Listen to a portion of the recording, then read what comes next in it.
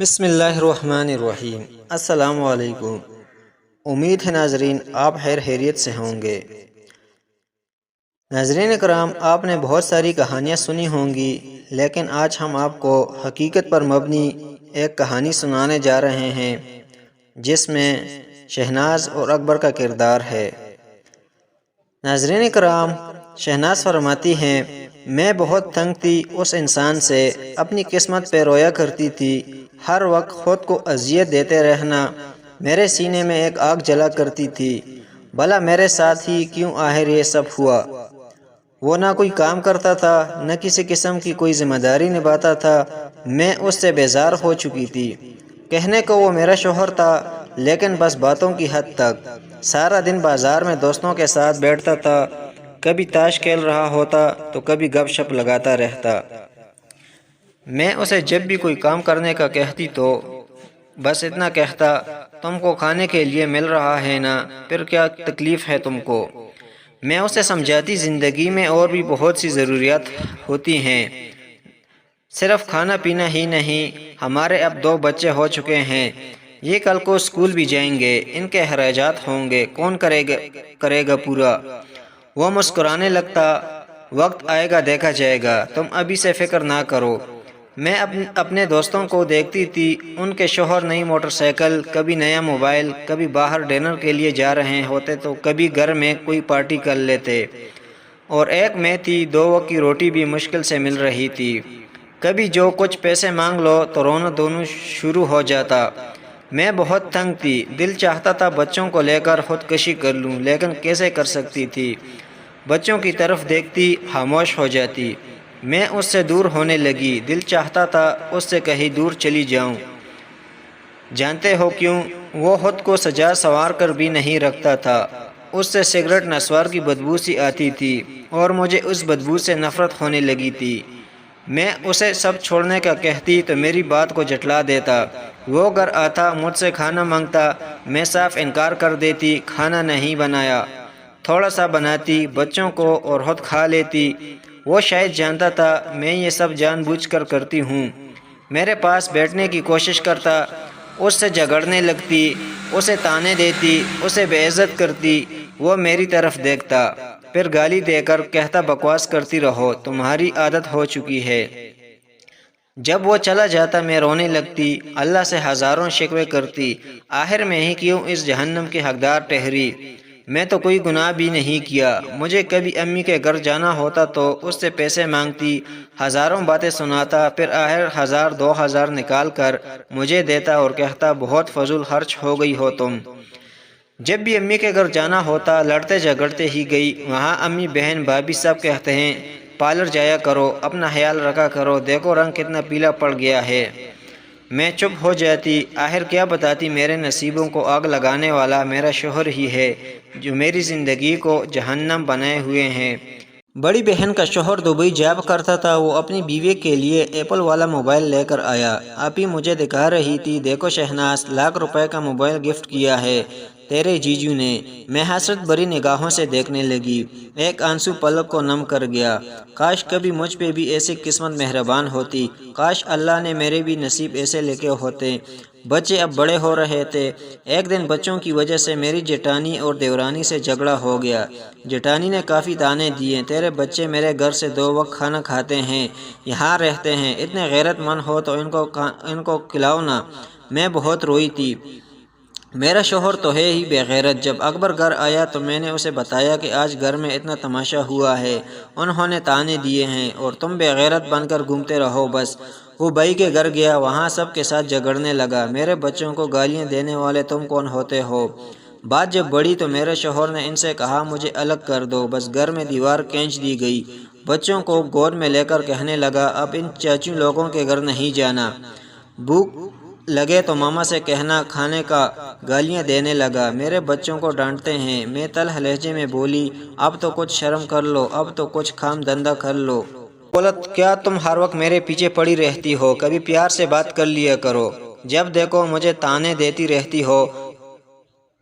تم کو سب کچھ ملتا تو ہے نا، پھر کیوں تماشا کرتی ہو؟ میں نے چلا کر کہا، سب کے گھر میں نئی موٹر بائیک ہے اور ہمارے پاس پرانی سی ٹوٹی ہوئی یہ میرا موبائل دیکھ رہے ہو، 5 منٹ بھی اس کی بیٹری نہیں رہتی۔ بچوں کی ہزاروں ضروریات ہے، تم کیوں نہیں سمجھتے؟ میں پاگل ہو جاؤں گی، میری شکل دیکھو، میں بیکارن بن گئی ہوں، تک گئی ہوں۔ میرے پاس بیٹھ کر بولا، تو ہر وقت جھگڑتی رہتی ہے، کبھی تو پیار سے بات کر لیا کر میرے ساتھ۔ میں نے اسے سائڈ پہ دھکا دیا، وہ خاموش ہو گیا۔ میں تک ہار گئی تھی، اب سوچ رہی تھی بس اس سے طلاق لے لوں گی۔ اپنے 1-2 کزن سے بھی بات کی تھی جو وکیل تھے، انہوں نے تسلی دی، ہم ساتھ ہیں، آپ کے طلاق لے لو۔ اس کمینے سے میں سوچ رہی تھی آج گھر آئے گا تو بس اس کو بول دوں گی طلاق دے دو مجھے۔ میں انتظار کر رہی تھی، وہ رات 10 بجے آیا، بچے سو رہے تھے۔ دونوں بچوں کے ماتھے پہ بوسہ کیا، ان کے ہاتھ چومے، پھر چارپائی پہ بیٹھ کر مجھے آواز دی، شہناز مجھے روٹی دے دو۔ میں کروٹ بدل رہی تھی، اس نے پھر آواز دی، شہناز سن لے، اٹھ جا۔ میں چپ رہی، وہ پاس آیا، مجھے دیکھا، میں نے آنکھیں بند کر لیں، مجھ پہ کمبل اوڑھ کر بولا، تھک جاتی ہے سارا دن۔ کچن میں گیا، کھانا دیکھنے لگا، کچھ بھی نہیں تھا کھانے کے لیے۔ ایک پیالی میں نمک مرچ ڈال کر اس میں تھوڑا پانی ملا کر سوٹی روٹی کھانے لگا۔ میں دیکھ رہی تھی، میں دل میں سوچنے لگی، کتنا کتا مرتا بھی نہیں ہے۔ کھانا کھا کر سو گیا۔ دوسرے دن صبح ہم کسی بات پہ جھگڑنے لگے۔ میں نے اسے کہا، بس مجھے طلاق دے دو، میں اب برداشت نہیں کر سکتی، میں تک گئی ہوں۔ غصے میں نے اس کے کپڑے بھی پھاڑ دیے۔ وہ طلاق کا نام سنتے ہی چپ ہو گیا، جلدی سے کپڑے چینج کرنے لگا، پھر بائیک لی، باہر جانے لگا۔ میں نے چلا کر کہا، اللہ کرے تو مر جائے، میری جان تو چھوٹ جائے تم سے۔ وہ بائیک باہر کھڑی کر کے کمرے میں گیا، کسی کاپی پہ کچھ لکھا، پھر چلا گیا۔ میں گالیاں دے رہی تھی، رو کر تھک گئی۔ میں اسے بددعا دے رہی تھی۔ میں نے ارادہ کر لیا، بس اب اس انسان کے ساتھ نہیں رہنا۔ 2-4 گھنٹے گزرے اور میں میکے جانے لگی، بچوں کو ساتھ لیا۔ اتنے میں گلی میں ایک شور سا برپا ہوا، میں رو رہی تھی۔ ہمارے دروازے پہ دستک ہوئی، میں نے دروازہ کھولا، پورا گاؤں چارپائی اٹھائے میرے دروازے کے سامنے کھڑا تھا۔ میں حیران تھی، کیا ہوا؟ اتنے میں ایک لڑکا فون پہ بات کر رہا تھا، یار اکبر کا ایکسیڈنٹ ہوا، وہ مر گیا ہے۔ یہ سنتے ہی جیسے مجھ پر قیامت آ گری، میں ساکت ہو گئی۔ چارپائی صحن میں رکھی گئی، سب لوگ قبر کھودنے کی بات کرنے لگے، کچھ جنازے کا ٹائم دیکھنے لگے۔ مسجد میں اعلان ہونے لگا، اکبر میرے سامنے چارپائی پہ لیٹا ہوا تھا، کون یقین کرے وہ مر چکا ہے۔ میں چیخنے چلانے لگی، اکبر اٹھ جا، میں نہیں کچھ مانگتی، مجھے کچھ نہیں چاہیے، میں طلاق کی بات بھی نہیں کرتی۔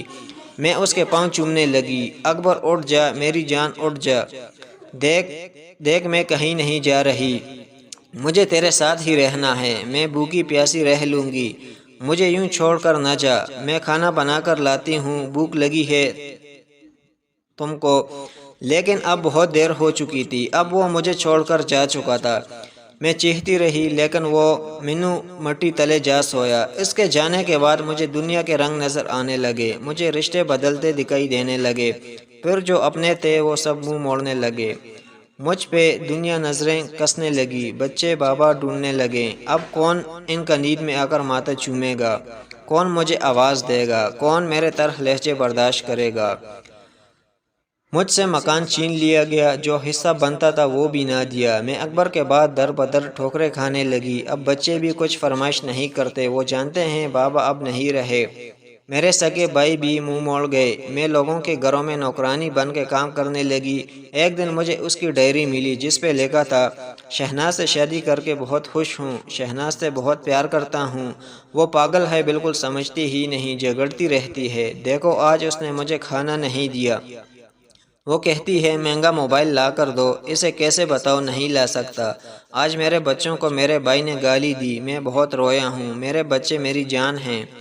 شہناز کو بخار ہے، وہ بیچاری میرے لیے کیا کچھ برداشت کر رہی ہے، اللہ نے چاہا ہمارے حالات بدل جائیں گے، پھر شہناز کو دنیا کی ہر خوشی دوں گا۔ اب وہ مجھے کھانا نہیں دیتی، میں جانتا ہوں ناراض ہے مجھ سے، میں نے نمک مرچ سوکھی روٹی کھائی ہے، آج میری کمر میں اینٹ لگی ہے، زخم بہت گہرا ہے، شہناز کو نہیں بتاؤں گا، پریشان ہو جائے گی بیچاری، ڈاکٹر کہہ رہا ہے 15 ٹانکے لگے ہیں، آج مجھے چوٹ بھی لگی ہے، کہہ رہی ہے طلاق دے دو، میں مر جاؤں گا۔ اس کی بنا ابھی غصے میں ٹھیک ہو جائے گی۔ میں ڈائری کو سینے لگا کر چیخ چیخ کر رونے لگی۔ ہم سفر تو ہم سفر ہوتا ہے نا، وہ جیسا بھی تھا میرا سایہ تھا، میری ڈال تھا۔ اس کے بعد زمانے کی ٹھوکریں کھا کر سمجھتی ہوں اس کے ساتھ میرے دونوں جہاں تھے۔ تھک ہار کر گھر آتی ہوں، اب ٹوٹ گئی ہوں۔ میں بچوں کی خاطر زندہ ہوں بس، ورنہ کب کی ختم ہو جاتی۔ میں خود کو اذیت دیتی ہوں، کیوں کی جھگڑتی تھی اس کے ساتھ، کیوں اس کو ستاتی تھی، کیوں میں لوگوں کو دیکھ کر بڑے خواب دیکھتی تھی۔ وہ میرے ساتھ ہوتا تو شہزادی سی زندگی گزار رہی ہوتی۔ کیا میں بخشی جاؤں گی؟ اللہ مجھے معاف کرے گا۔ میں مشکل وقت میں اس کا سہارا، اس کی ہمت نہ بن سکی۔ میں مطلب پرست لالچی ہو گئی تھی۔ اب تو اکثر لوگ میری مدد کرتے ہوئے میرے جسم کی بات بھی کرتے ہیں۔ سب عورتوں سے ہاتھ جوڑ کر اپیل کرتی ہوں کہ پیسہ ہم سفر کے سامنے حق بھی نہیں ہے۔ لالچ اور بڑے بڑے خواب کی تمنا میں لوگوں کی نوکرانی نہ بن جانا۔ شوہر اگر ایک وقت کی روٹی بھی کھلائے تو مسکرا کر سینے سے لگ جانا۔ خدا کی قسم زمانے کی لاکھ تلخیوں کو وہ تمہاری خاطر اپنے سینے پہ برداشت کرتا ہے۔ پلیز اگر کوئی بہن اپنے شوہر سے یوں بیزار ہے تو سمجھ جائیں اس سے پہلے کہ آنسو مقدر نہ بن جائیں۔ ناظرین کرام، اگر آپ کو ہماری ویڈیوز پسند آتی ہیں تو ہمارے چینل کو سبسکرائب کیجیے۔ شکریہ۔